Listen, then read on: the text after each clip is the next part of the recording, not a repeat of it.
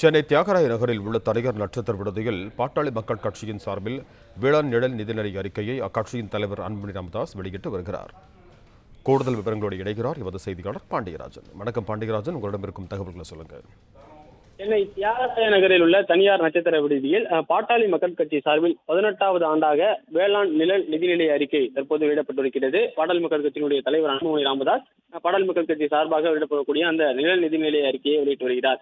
வேளாண் பட்ஜெட்டிற்கென தனி நிதிநிலை அறிக்கை பாட்டாளி மக்கள் கட்சியின் மூலமாகத்தான் முதல் முறையாக முன்மொழியப்பட்டது எனவும் அதன் பிறகு தமிழக அரசு அவருடைய முயற்சியால் தற்போது அதனை தனி பட்ஜெட்டாக வெளியிடுகிறார் எனவும் குறிப்பிட்டிருக்கிறார். ஒரு மாநிலத்தினுடைய மொத்த பட்ஜெட்டில் 25% வேளாண் துறைக்காக ஒதுக்கீடு செய்ய வேண்டும் என அவர் குறிப்பிட்டிருக்கிறார். மாநிலத்தினுடைய வேளாண் வளர்ச்சி 6% இருக்கும் பட்சத்தில் தான் அந்த மாநிலம் வேளாண் துறையில் வளர்ந்த மாநிலமாக கருதப்படும் எனவும் குறிப்பிட்டிருக்கிறார். மேலும் 3 விழுக்காடு கூட தமிழகத்தில் வேளாண் வளர்ச்சி இல்லை, 2.56 என்கின்ற அளவில் தான் இருக்கிறது எனவும் பாட்டாளி மக்கள் கட்சி தலைவர் அன்புமணி ராமதாஸ் அந்த வேளாண் நிதிநிலை அறிக்கையை வாசிக்கும் போது தெரிவித்திருக்கிறார். குறிப்பாக இங்கு இருக்கக்கூடிய நியாய விலை கடைகளில் நல்லெண்ணெய், தேங்காய் எண்ணெய் உள்ளிட்ட பொருட்களை விற்பனை செய்வதற்காகவும் மேலும் நாட்டு சர்க்கரைகளை விவசாயிகளிடமிருந்து நேரடியாக கொள்முதல் செய்து நியாய விலை கடைகளில் விற்க வேண்டும் எனவும் அந்த யோசனையை தமிழக அரசிற்கு அவர்கள் வழங்கியிருக்கிறார்கள். கிட்டத்தட்ட 115 வகையான அந்த அறிவுரைகளை வேளாண் நிதிநிலை பட்ஜெட்டில் பாட்டாளி மக்கள் கட்சி சார்பில் அவர்கள் தற்போது தெரிவித்திருக்கிறார்கள்.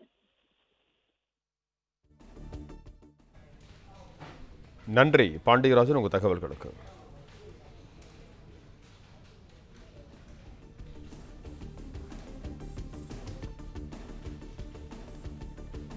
பத்து 11 விழுக்காடு. இந்தியா முழுவதும் வளர்ச்சின்னா பார்த்தீங்கன்னா 5.6 தான் இந்தியா முழுவதும் வளர்ச்சி. இப்போ சமீபத்தில் இந்த குவார்ட்டர் போன டிசம்பர் அதெல்லாம் பார்த்தீங்கன்னா 6.2ன்னு சொல்கிறாங்க. அது எந்த அளவுக்கு தெரியல. தமிழ்நாட்டில் எங்களுடைய இலக்கு வேளாண் துறைக்கு இப்போ இருக்கிற 2.2 தான் வேளாண் துறை. 6 விழுக்காடு வளர்ச்சி என்னைக்கு வருதோ ஆட்டோமேட்டிக்காக வளருது. போர் அடிக்கிறேண்ணா, வேளாண் துறையினாலே ஒரு மாதிரி தான். ஆனால் அவங்க சேத்துல கால் வைக்கலைன்னா நீங்கள் சோத்துல கையை வைக்க முடியாது. அது மட்டும் ஞாபகம் வச்சுக்கோங்க.